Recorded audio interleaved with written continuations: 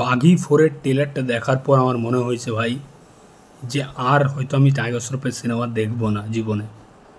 মানে আমার গাঁড় ফেটে রক্ত চলে এসছে। আমি দুদিন পর পোঁদে মলম ফলম লাগিয়ে পরে ভিডিওটা বানাচ্ছি। ট্রেলার দুদিন আগে চলে এসছে, আমি দুদিন পর বানাচ্ছি, কারণ আমার ট্রেলার দেখার পর গাঁড় ফেটে রক্ত চলে এসেছিলো। সঞ্জয় দত্ত টাইগার শ্রফ এরকম পরিমাণে কাটাকুটি করেছে, ঝিঙ্গা পটল আলুর মতো মানুষগুলোকে কাটছে, ঢুকিয়ে দিচ্ছে। নায়িকাগুলো দেখছি ডেস ম্যাচ ফেড়ে পর মারছে, বাপরে বাপ। নেক্সট লেভেলের অ্যানিমাল মার্কো, মানে অ্যানিমাল মার্কো এই সিনেমাগুলো এরকম লেভেলের সুপারহিট হয়েছে বলে চলো আমাকেও বানাতে হবে। কি মেন্টালিটি হয়ে গেছে ভাই, কোনো গল্পর মাথা মুন্ডু কিচ্ছু নাই, জাস্ট কাটাকুটি ঢোকাঢুকি এরকম সিন চলছে। সঞ্জয় দত্তকে যেরকম প্রেজেন্ট করেছে, মানে সঞ্জয় দত্তকে পুরো ববি দেওলের মতো প্রেজেন্ট করেছে অ্যানিমালের। ওরকম একটা বিয়ের সিন, ওরকম মানে লুকটা দিয়েছে রণবীর কাপুরের মতো, প্রেজেন্ট করেছে ববি দেওলের মতো। মানে জঘন্য লাগছে ভাই, সঞ্জয় দত্ত কী সব রোল করছে, মানে ও যা পাচ্ছে তাই সিনেমা করে যাচ্ছে এখন দেখতে পাচ্ছি। আর টাইগার শ্রফের লুক, তার প্রেজেন্টেশনটা ভালো ছিল, তবে কিছু কিছু জায়গায় খুব ওভার দ্য টপ লাগছে। এবং ওই যে তার করে চিৎকার করা, মানে খুব জঘন্য। এবং যেরকম লেভেলের কাটাকুটি সিন দেখানো হয়েছে, মানে পুরো ভায়োলেন্সের নেক্সট লেভেলে নিয়ে গেছে। মানে প্রোডাকশন হাউস দেখছে যে অ্যানিমাল বানাচ্ছে, মার্কো বানাচ্ছে, কিল বানাচ্ছে, চলো আমরা নেক্সট লেভেলে নিয়ে যাই, যাতে ভাইরাল হয়ে যায় সিনেমাটা, কিলের মতো, মার্কোর মতো, অ্যানিমালের মতো।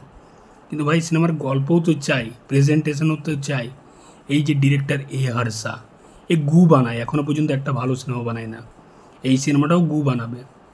তো ট্রেলার দেখে যে গল্পটা বুঝতে পারছি, যেরকম বাঘিতে মেয়েটা কিডন্যাপ হয়ে গেছিলো, শ্রদ্ধা কাপুর কিডন্যাপ হয়ে গেছিলো, ওই সিনেমাটা খুব ভালো ছিল।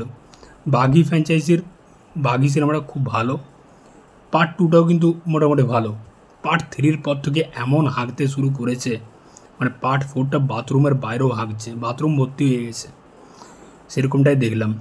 তো পার্ট 2তে নায়িকার মেয়ে কিডন্যাপ মানে হারিয়ে গেছিলো, পার্ট 3তে ওর ভাই হারিয়ে গেছিলো, এবার পার্ট 4-এ কী হয়েছে যে ওর নায়িকাটাই হারিয়ে গেছে। ব্যাপারটা হচ্ছে যে এখানে দেখতে পাচ্ছি যে যে নায়িকাটাকে ভালোবাসতো, কি নামটা, যাই হোক নামটা জানার আর দরকার নেই। তো টাইগার শ্রফ ওই মেয়েটাকে দেখতে পাই, তো তার একটা ইমাজিনেশন যে সে মেয়েটাকে দেখতে পাই, মেয়েটাকে সে ভালোবাসতো, মেয়েটার সাথে তার একটা রিলেশন ছিল, কিন্তু সেই মেয়েটা আদৌ এক্সিস্ট করে না বর্তমানে। এবারে সত্যি কি তাই, নাকি এর পেছনে কিছু রহস্য আছে, সেই মেয়েটাকে কি বন্দি করে রেখেছে সঞ্জয় দত্তের ক্যারেক্টারটা, সেটা পরে হয়তো আমরা সিনেমাটা দেখলে বুঝতে পারবো। তবে আমার সিনেমাটা দেখার সত্যি কোনো ইচ্ছা নাই, তবে দেখতে হবে রিভিউ করার জন্য।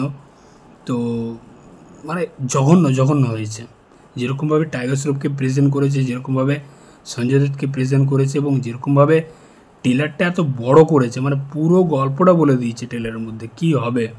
মানে ওরাও দেখছে যে ভাই দর্শক হয়তো সিনেমাটা দেখবে না, সিনেমা হলে এসে আমরা যা সিনেমা বানিয়েছি চলো ট্রেলারের মধ্যে কিছুটা দেখিয়ে দিই, ইউটিউবে যা ভিউজ জেনারেট হয় ওটাই।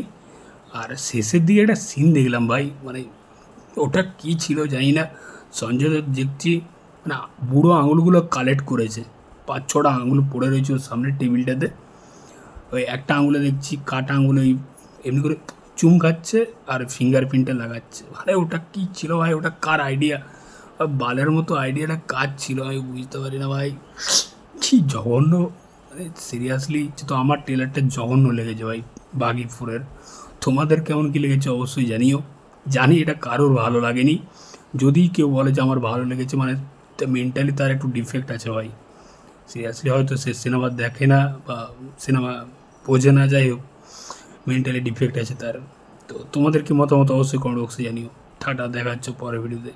একটা ইনো ফিনো খাই, গ্যাস অম্বল হয়ে গেল।